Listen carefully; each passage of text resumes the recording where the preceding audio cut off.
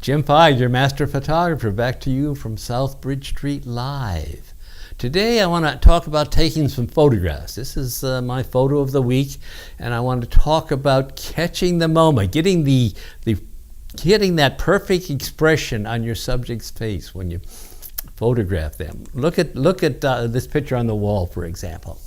This is my son-in-law and two granddaughters at an earlier age, and the expression on their faces is priceless. I could never go back and get this picture just like this again, because I would never get these expressions just like this.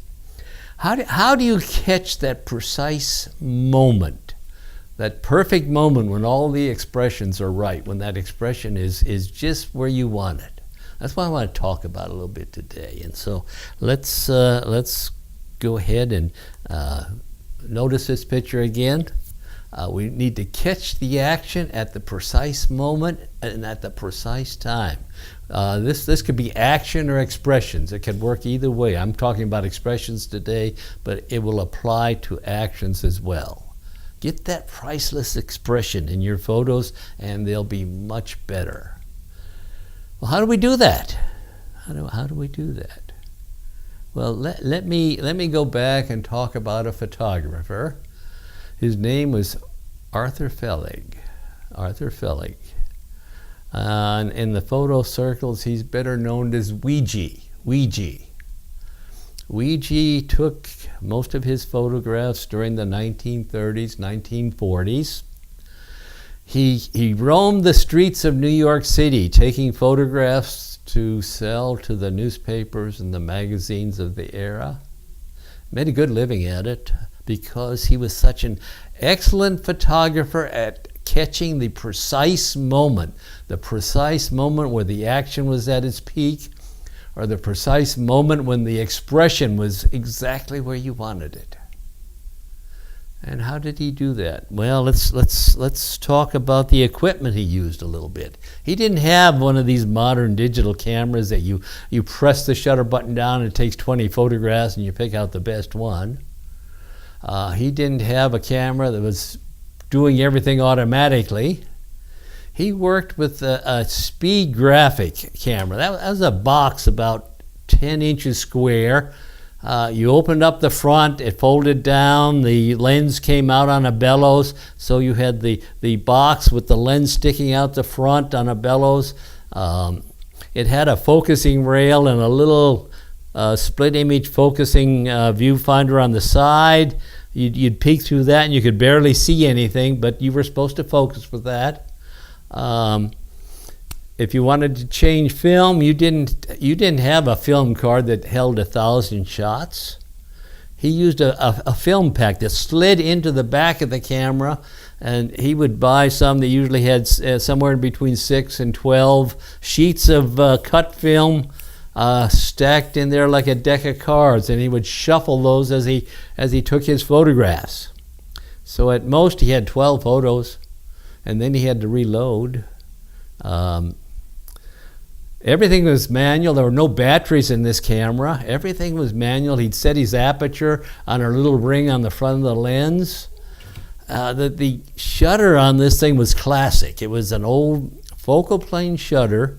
You would wind it up. You'd wind the shutter up to get the certain spring tension. You had a little chart on the side. This tension would give you a certain shutter speed. So you wound it up and he's got 1/100th of a second. It had a little lever on the side where he could release the tension in steps if he wanted a slower shutter speed. But after each shot, he had to wind that shutter up and get ready for the next shot. Now, how do you catch the precise moment with a system like that, for heaven's sakes? Well, when people asked Feig how he did it, he had a very precise answer. He said, set the aperture at f8 and be there. What do you mean by that? Was he being sort of glib in his answer? No, I don't think so.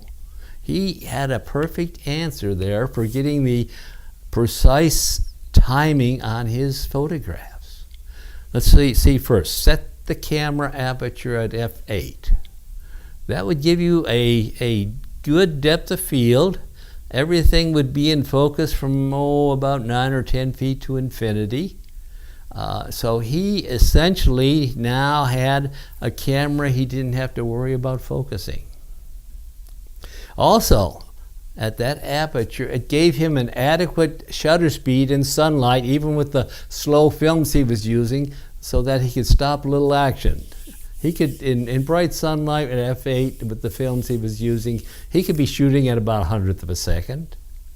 So he picked out the precise aperture that would give him good depth of field and adequate shutter speed. He could crank his old shutter spring up to about 100th of a second and feel reliable that as long as he's in bright sunlight, he'd get a good exposure. If it got dim, he'd just click off a couple of clicks on the tension and use a slower shutter speed and still get the picture. So what he did, he took that clumsy speed graphic camera and he made a point and shoot out of it. And that's the way he got his precise timing on his shots.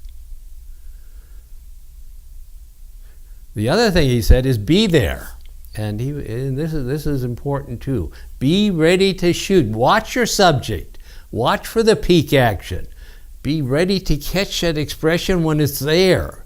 It doesn't do any good to see that expression and then click and you get the residue of that expression. It's gone. It's gone, never to return again. So be there, watch the expression as it's starting, click the shutter and get the picture. Well, how does all this work with today's digital cameras anyway? Well, let's look first at f8. What I usually do when I'm shooting in situations like this where I want to catch that precise expression, I will set my camera to aperture priority and I'll set the aperture at f8, just like Ouija did. It gives me all the range of depth of field that I need. It gives me a shutter speed that I can handhold that camera at in most cases, especially if I'm outside. And then be ready to shoot when that peak action occurs. Be there. That's the other key. So what I'm doing is relying on my digital camera, working in aperture priority to take care of the shutter speed. I set the ISO based on the lighting I have. I set the aperture at f8 and I be there. And that's how I got these pictures that you're going to see.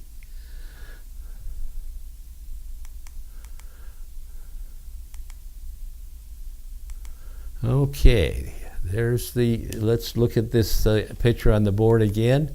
That's, as I said, my son-in-law and my two granddaughters.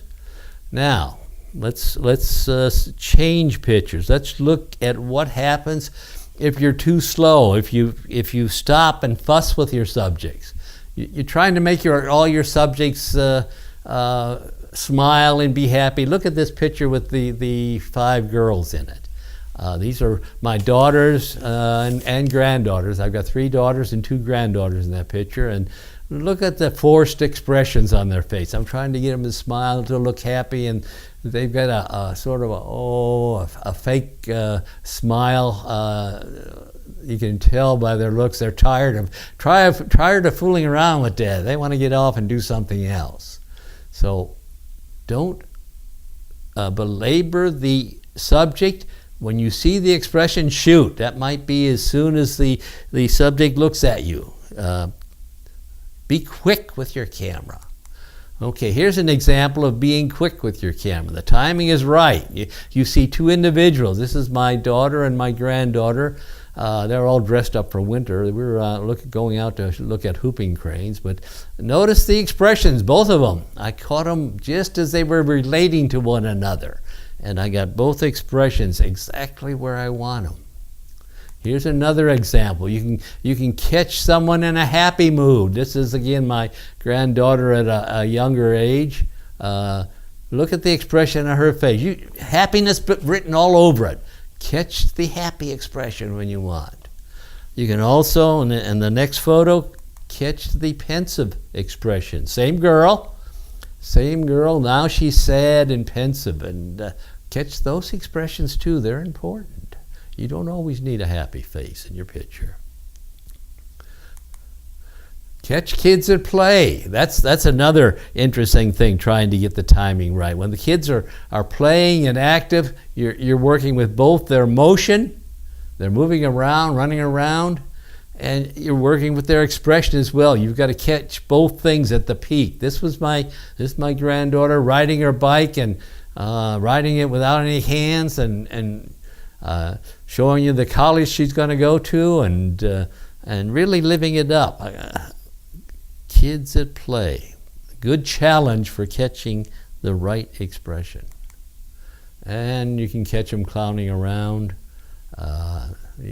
These three were always good at that. They are always clowning around, so easy to get those expressions. You can get those repeated pretty well. Okay, casual portraits. You want a good expression on your casual portraits. Don't belabor the model. Don't belabor the subject. Catch that expression as soon as you see it, and you'll get a better portrait. This again is my granddaughter in her blue jersey here. And change the picture again. Watch the principles of photography when you're doing this.